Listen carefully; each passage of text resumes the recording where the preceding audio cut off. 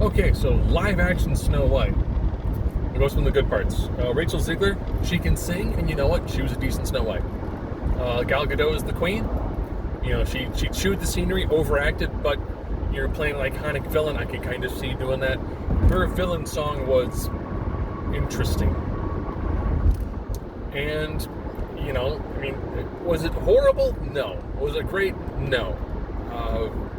My wife and daughter, my daughter's 11, and we were like, where would you put this in the other live action ones? I'm like, I haven't seen live action Beauty and the Beast. I'm like, but I'd probably say I prefer Aladdin to this one. And then as I was talking about it, I was like, wait. So she's not found by the prince, because he's not a prince. Instead, he's a thief. So you have a princess who's locked in a castle who doesn't know what's going on outside the walls. She talks to animals. The main villain has magical powers, and they establish it early on that she's, you know, she has enchanting powers.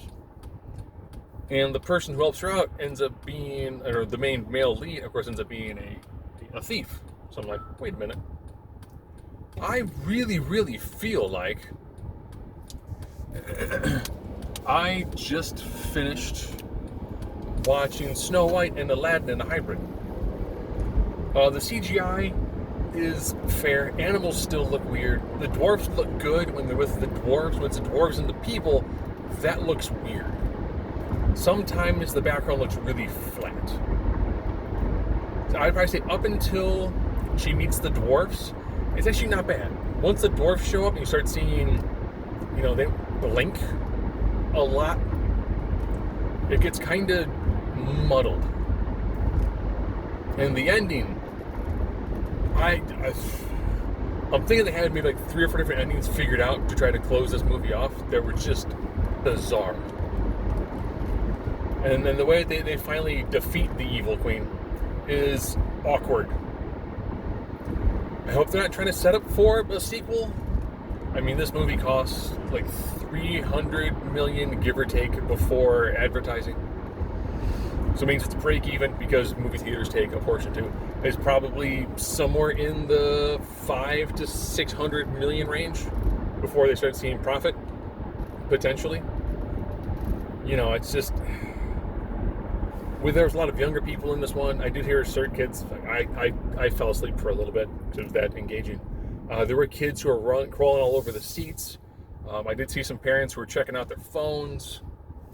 So, I mean, you know, I think this is probably what happens when you have a young actress whose influence greatly outmatches her wisdom. If you want to see this, I mean, at this rate, just wait the 4 months and catch on Disney Plus if you're a Disney Plus subscriber. Her princess song, like Wishing Well, I'm like, that's a really good song. Princess Problems was phoned in. You know, the male lead and his group of bandits, which is where you see the only live action dwarf,